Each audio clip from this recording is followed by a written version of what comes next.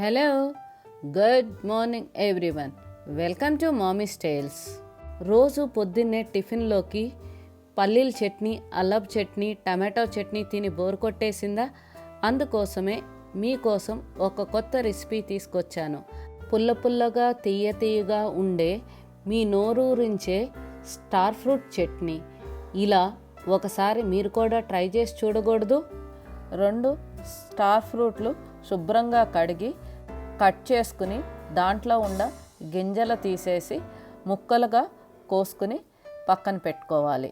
ముందుగా ఒక మిక్సీ జార్లో 4 పచ్చిమిరపకాయలు తుంచుకొని వేసుకోవాలి.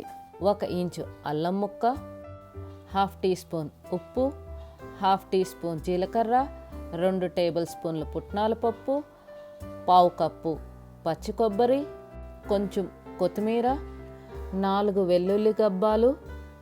ఇది ఆప్షనల్. మూత పెట్టుకుని ఫైన్గా పేస్ట్ చేసుకోండి.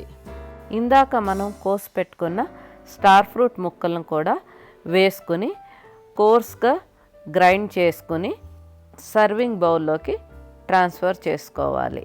ఇప్పుడు పోపులోకి నూనె వేడి చేసుకుని ఎండుమిర్చి, ఆవాలు, జీలకర్ర వేసుకున్నాక 2 రెబ్బల కరివేపాకు, చిటికెడు ఇంగువ, చిటికెడు పసుపు వేసుకుని ఒకసారి మిక్స్ చేసుకుని సర్వింగ్ బౌల్లోకి ట్రాన్స్ఫర్ చేసుకోండి.